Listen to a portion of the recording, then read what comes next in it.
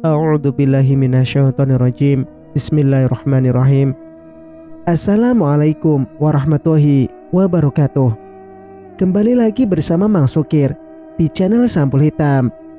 Dan untuk kali ini, Mang Sukir akan melanjutkan cerita yang sebelumnya yang berjudul Penumpang Misterius di Kursi Sebelah. Cerita ini ditulis oleh Hanasan.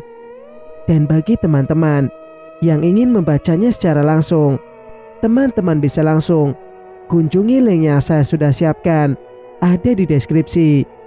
Dan tak usah berlama-lama, bagaimanakah untuk cerita kali ini? Ini dia kisahnya. Selamat mendengarkan.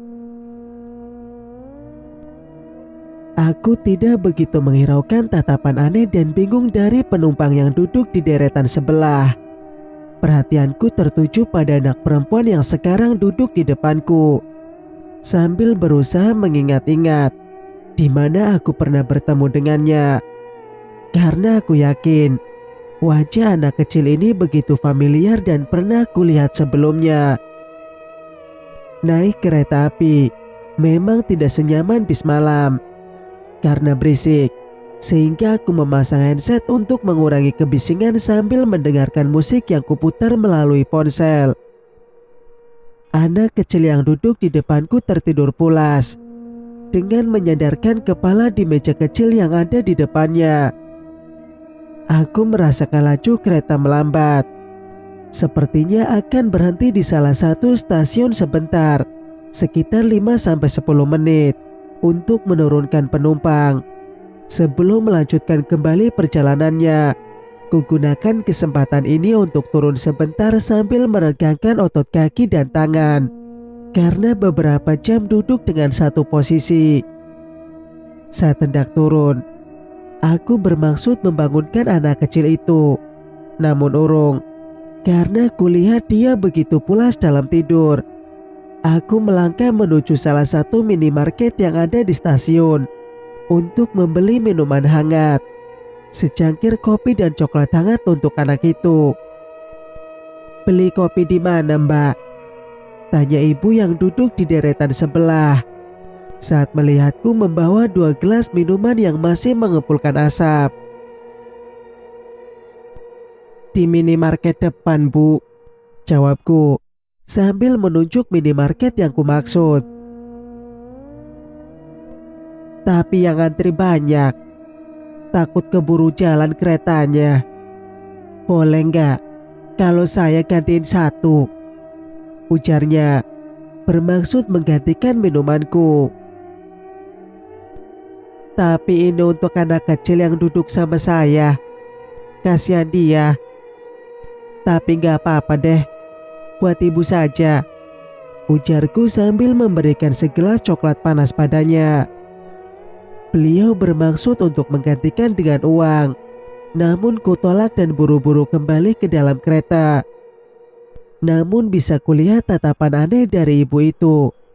Dia bahkan masih memandangku ketika aku masuk ke dalam kereta. Dan ibu itu buru-buru naik saat aku melihatnya dari jendela dan sedang memperhatikanku. Aku kembali duduk di tempatku. Namun anak kecil itu tidak lagi berada di tempat duduknya. Apakah dia pindah? Atau mungkin ibunya sudah menemukannya dan membawanya untuk duduk bersama. Aku berdiri, melihat ke seluruh kursi yang ada di gerbong ini. Tapi hasilnya nihil. Tidak kutemukan keberadaannya. Aku kembali duduk dan melupakan tentang anak kecil itu. Kereta api sudah kembali melaju, menembus gelap malam.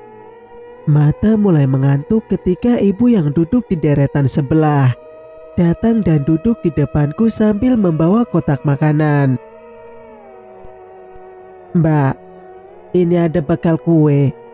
Dimakan ya," tawar ibu tadi sambil membawa kotak kecil yang dibawa yang ternyata berisi aneka kue. "Jangan repot-repot, Bu," jawabku sopan. Aku mengerja beberapa kali untuk mengusir rasa kantuk. "Tidak, Mbak," Kebetulan saya bawa banyak buat saudara yang mau hajatan besok. Ibu itu menjawab sambil mencomot sepotong bolu kukus. Mbak turun di mana? Tanya ibu itu lagi. Di Cikampek. Kalau ibu turun mana? Tanyaku. Wah, sama dong. Saya juga turun di Cikampek. Jawab ibu itu. Lalu beliau kembali berkata, saya Rahayu, sering dipanggil Bu Ayu. Dan itu suami saya, Pak Narto. Ucapnya sambil menunjuk laki-laki yang tadi duduk bersamanya dan sedang tertidur. Saya Yani. Aku mengulurkan tangan, menjabat tangan Bu Ayu. Saya ini perias pengantin. Tapi kalau sekarang istilahnya MUA atau apa ya? Iya, MUA, makeup artist, ujarku menimpali. Nah itu, karena yang menikah keponakan. Mereka meminta saya untuk menjadi periasnya. Bu Ayu menjeda kalimatnya, lalu melanjutkan. Mbak sepertinya juga baru menikah ya? Lanjutnya lagi. Menikah? Tidak Bu, saya sudah lama menikahnya. Jawabku bingung. Namun wanita yang duduk di depanku ini malah menatapku tajam, seolah tidak percaya dengan apa yang kukatakan. Masa sih Mbak? Tapi sampean baunya seperti pengantin baru, lirihnya. Jangan bercanda dong Bu, saya jadi takut. Saya serius Mbak. Bahkan saya bisa tahu aroma orang-orang yang akan menikah, sambung Bu Ayu. Kurasakan bulu halus di tangan dan tengkuk meremang. Bagaimana mungkin seseorang bisa mengetahui calon pengantin dan yang baru saja menikah hanya dengan mencium aromanya saja? Aku melirik ke arah Bu Ayu yang menyesap coklat hangat. Dia tampak normal, seperti wanita parubaya biasa. Kakinya juga menjejak ke tanah. Jadi bisa dipastikan dia adalah manusia biasa sama sepertiku. Tapi sayangnya Mbak tidak sampai siraman. Bu Ayu kembali berbicara. Apa maksud Bu Ayu? Saya tidak mengerti, tanyaku gugup.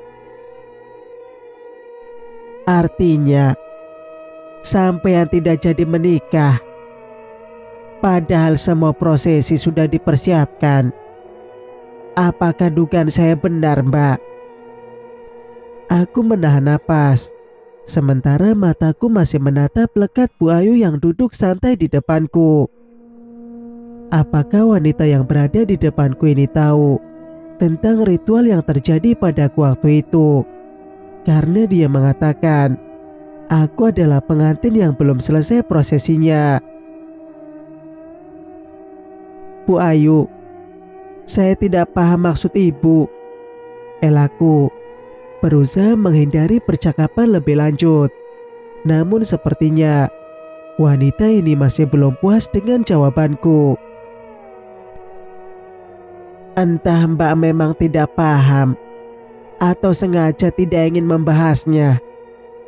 Saya hanya ingin memberitahu kalau saya bisa mengetahui sesuatu mulai dari indera penciuman. Seperti saat ini, saya juga mencium sesuatu yang tidak bisa saya lihat ada di antara kita. Berbeda dengan Mbak yang bisa melihatnya langsung. Lanjut Bu Ayu. Bersamaan dengan itu, muncul anak kecil yang tadi duduk di depanku. Anak perempuan ini menatapku dengan sorot mata tajam.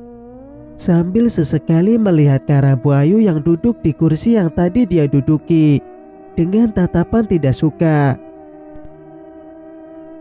"Sekarang kamu mengerti apa maksudku kan, Mbak?" ujar Bu Ayu. Kupandang Bu Ayu yang tersenyum padaku, lalu melirik ke arah anak kecil yang berdiri di sampingku. Keringat dingin merembes membasahi punggungku, juga kening.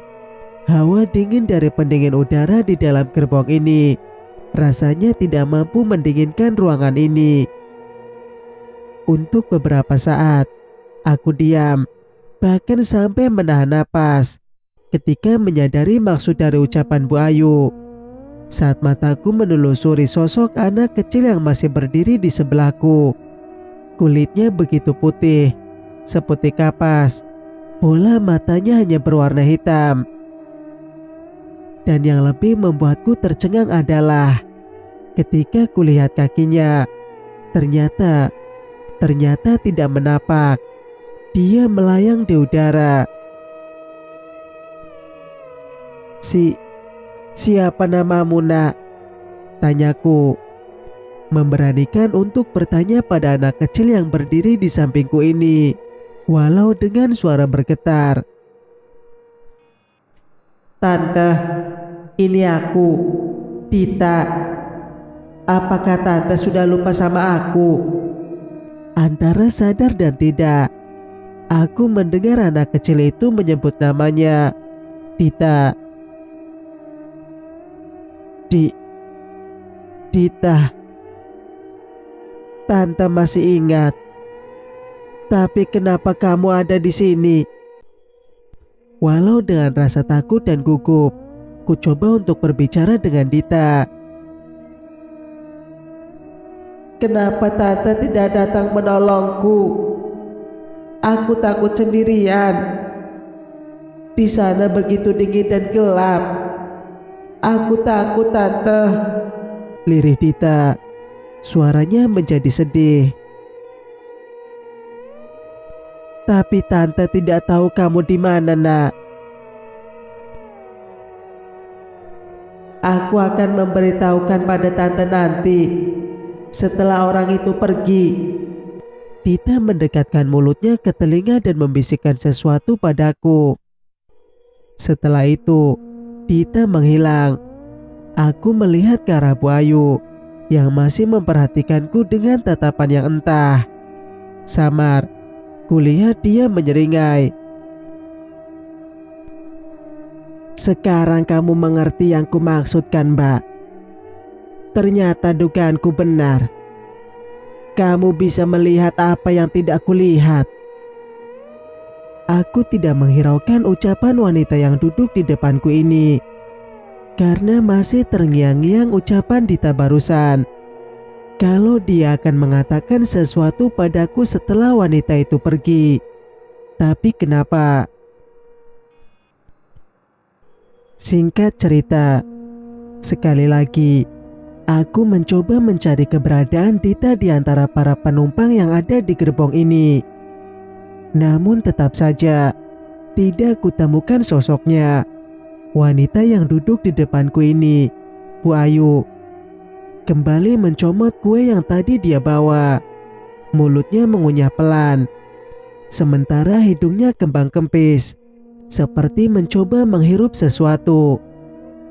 Aku memasang handset dan menyandarkan kepala di kursi.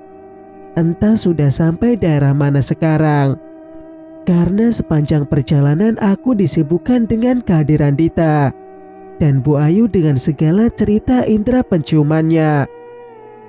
Lambat laun, mataku mulai terpejam. Antara sadar dan tidur, aku mendengar sebuah bisikan di telinga kiriku. "Tante, jangan makan makanan itu. Bahaya." Spontan aku membuka kelopak mata, mengerja beberapa kali dan membuka handset. Bagaimana mungkin aku bisa mendengar bisikan itu, sementara telingaku tertutup handset dengan musik yang sedang kudengar. Aku masih mencoba meyakinkan diri sendiri bahwa aku sedang tidak bermimpi. Bu Ayu yang duduk di depanku mulai menatapku curiga. "Kenapa, Mbak?" selidik Bu Ayu. "Tidak apa-apa, Bu. Ini ada nyamuk yang menggigit pipi saya," jawabku bohong sambil mengelus pipi agar terkesan seperti sedang menggaruk. "Iya, banyak nyamuknya. Makanya saya tidak bisa tidur." "Nih Mbak, kuenya dimakan daripada tidak bisa tidur," tawarnya lagi. Kulihat sekilas kotak berisi aneka kue, membuat ingin mencicipi salah satunya. Namun, bisikan yang kudengar tadi kembali terngiang di telinga. "Jangan makan makanan itu, bahaya."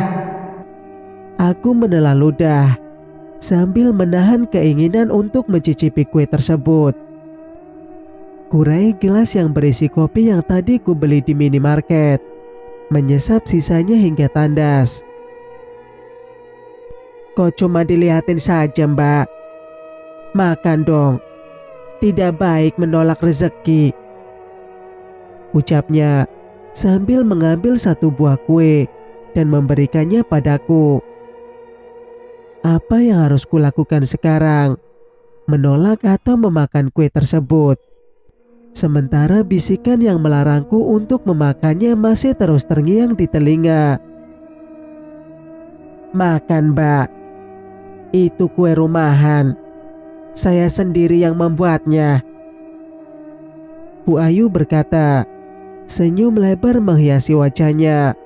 Sementara itu, mulutnya bergoyang-goyang mengunyah sesuatu. Iya Bu," ujarku gugup. Perlahan tanganku bergerak memasukkan sepotong kue ke dalam mulut. Namun baru saja menyentuh ujung bibir, tiba-tiba aku terbatuk. Hingga membuatku urung memakan kue tersebut dan meletakkan begitu saja di meja kecil yang ada di depanku. Buru-buru aku mengeluarkan botol air mineral dan meneguknya. Saat aku sedikit mendongakkan kepala untuk menegukkan air dari dalam botol, sekilas mataku melihat ke arah Bu Ayu. Wanita itu masih duduk dengan santai di kursi kosong depanku. Mulutnya mengunyah pelan kue yang dia bawa. Tapi, tunggu. Kenapa aku melihat wajah Bu Ayu sedikit kotor? Seperti bekas coklat yang mengering di sekitar mulutnya. Tidak, itu bukan bekas coklat, melainkan darah. Benar sekali, di sekitar mulut Bu Ayu banyak bekas darah dan sebagian masih basah. Bola mataku perlahan melirik ke arah kotak kue yang ada di meja. Hampir saja botol yang aku pegang jatuh saat melihat apa yang ada di dalam kotak tersebut. Itu bukanlah kue, melainkan sesuatu yang dibentuk mirip seperti kue. Benda kenyal berwarna merah tua, mirip sekali dengan hati sapi mentah. Bahkan sebagian irisan itu masih mengeluarkan darah. Dadaku terasa begitu sesak, dan kini perut rasanya seperti diaduk-aduk, mual sekali, seolah apa yang ada di dalam perut hendak keluar. Melihat penampakan lain benda yang tersusun di kotak makan itu, membuatku ingin muntah. "Pelan-pelan dong Mbak, kalau minum," ucap Bu Ayu saat melihatku terbatuk-batuk. "Iya Bu, maaf, saya tersedak," gumamku. Jadi, inikah arti dari bisikan di telingaku tadi? Jangan memakan makanan dari Bu Ayu. Tapi, mengapa Bu Ayu memakan makanan seperti itu dan membuatnya terlihat seperti layaknya kue biasa? Siapa sebenarnya wanita yang saat ini duduk di kursi kosong di depanku ini? "Permisi, saya mau ke kamar kecil," ujarku saat melewati Bu Ayu. Aku memutuskan untuk ke toilet karena sudah tidak bisa menahan rasa mual. Kukunci pintu toilet dari dalam dan mulai mengeluarkan isi perut yang bergejolak karena melihat makanan yang menjijikan. Setelah perut sedikit terasa ringan, aku membasuh wajah. Saat mengeringkan wajah, aku melihat Dita dari pantulan cermin. Buru-buru aku membalikkan tubuh dan kudapati Dita mengambang di belakangku hingga tingginya sejajar denganku. "Tante sudah lihat kan apa sebenarnya yang ada di dalam kotak itu?" "Iya, Tante sudah melihatnya."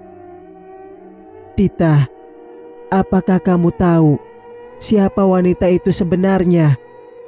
tanyaku berbisik pada sosok Dita. "Jangan percaya apapun yang wanita itu katakan, Tante," Dita menjawab. Dia juga berbisik sepertiku. "Kenapa?" selidikku. "Shh," Dita menggeleng. Lalu sosok anak kecil itu meletakkan jari telunjuknya ke bibir, melarangku untuk berbicara. Karena Dita tidak mengatakan apa-apa lagi padaku, aku pun keluar dari dalam toilet. Saat mendorong pintu, aku menemukan Bu Ayu berdiri di depan pintu toilet, tapi dengan posisi kepala menempel di pintu, mirip seseorang yang sedang menguping pembicaraan. "Bu Ayu, kok berdiri di sini?" sapaku saat melihat Bu Ayu. Mata Bu Ayu terbelalak. Dia terkejut ketika aku membuka pintu tiba-tiba. Namun wanita itu langsung menyunggingkan senyum dan berkata, "Iya, hawa dingin pendingin ruangan membuatku beser," ucap Bu Ayu. Buru-buru aku meninggalkan wanita itu yang sudah masuk ke dalam toilet. Sementara itu, Dita sudah tidak terlihat lagi, menghilang entah kemana. Aku kembali duduk di tempatku. Kotak kue milik Bu Ayu sudah tidak tampak ada di atas meja. Mungkin dia sudah menyimpannya. Aku melirik ke kursi deretan sebelah, di mana laki-laki yang tadi duduk bersama Bu Ayu. Aneh sekali, kenapa dia bisa tertidur begitu lelap? Dari awal naik hingga sekarang, tidaklah ada khawatir pada istrinya. Aku memperhatikan laki-laki tersebut. Namun sepertinya laki-laki itu tertidur begitu pulas, bahkan tidak bergerak sama sekali. Tunggu, ini terasa begitu aneh. Kenapa pria ini sama sekali tidak bergerak? Jangan-jangan dia... Aku menjerit ketika tiba-tiba tubuh laki-laki itu terjatuh dari tempat duduknya. Tubuhnya terkulai di atas lantai dan sesekali bergoyang saat kereta api berguncang. Orang-orang yang mendengar aku menjerit berdiri dari tempat mereka duduk. Sebagian mendekat untuk mencari tahu apa yang sedang terjadi. Dalam sekejap, penumpang di gerbong menjadi heboh mendapati salah seorang penumpang yang tergeletak di lantai kereta api. Akan tetapi ada satu hal yang sepertinya hilang dari pandangan. Sosok Bu Ayu tidak tampak di antara kerumunan penumpang. Bahkan setelah petugas keamanan datang dan mengamankan tempat kejadian di mana laki-laki itu terjatuh. Tapi, kemana perginya Bu Ayu? Apakah dia pindah ke gerbong lain? Aku mengedarkan pandangan, melihat satu persatu penumpang yang berada dalam satu gerbong. Namun tetap saja tidak kutemukan keberadaan Bu Ayu. Bagaimana bisa dia meninggalkan suaminya di saat seperti ini? Dia orang lain, bukan suaminya. Tiba-tiba Dita kembali muncul sambil memberitahukan sesuatu. Kalau sebenarnya laki-laki yang tadi duduk bersama Bu Ayu bukan suaminya. Dita, apakah kamu tahu di mana wanita itu? Tanyaku setengah berbisik. Tidak ingin ada orang lain mengetahui kalau aku sedang berbicara dengan makhluk tidak kasat mata. Dita menoleh pada pintu di ujung gerbong, pintu yang menghubungkan dengan gerbong sebelah. Lalu Dita berkata, "Dia di sana," ujar Dita sambil menunjuk pada sosok wanita yang sedang menatap ke arahku. Sosok wanita yang tidak lain adalah Bu Ayu. Dia memandangku sambil tersenyum, senyum yang mengerikan. Singkat cerita, kereta masih terus melaju, menembus pekat malam. Namun rasa kantuk yang tadi kurasakan lenyap, hilang entah kemana. Sementara itu, penumpang di dalam gerbong makin ramai oleh penumpang yang penasaran dan ingin menyaksikan apa yang sebenarnya terjadi. Sementara itu, polis lain sudah dipasang di sekitar tubuh laki-laki itu. Aku mundur, menjauh dari kerumunan. Tidak kulihat lagi keberadaan Bu Ayu. Aku sendiri tidak yakin siapa nama wanita itu sebenarnya. Karena bisa saja itu hanyalah nama samaran. "Tante, jangan ke sana, berbahaya," bisik Dita. "Kenapa, Dita?" tanyaku juga dengan berbisik. "Dia di sana, sedang menunggu tante." "Dia? Siapa?" Aku menyadarkan pandangan ke sekeliling, mencari sosok yang mencurigakan. Akan tetapi, aku hanya melihat kehebohan penumpang yang penasaran atas meninggalnya seseorang yang duduk di deretan sebelah. "Aku tidak bisa menyebut namanya, Tante." Dia kembali berbisik. "Baiklah, mungkin tidak ada salahnya juga jika aku mengikuti saran Dita untuk tetap berada di dalam gerbong ini." Untung saja petugas keamanan tadi segera mencarikan tempat duduk baru untukku, karena tempat dudukku dianggap terlalu dekat dengan TKP. Di tempat duduk baruku, seorang pemuda dengan rambut gondrong duduk dengan cuek. Ketika aku meletakkan bobot tubuhku di depannya, dia justru memasang handset dan merapatkan jaketnya lalu kembali tidur. Di luar, sepertinya sedang gerimis. Itu bisa kulihat dari rintik hujan yang membasahi jendela. Stasiun tujuan sudah dekat.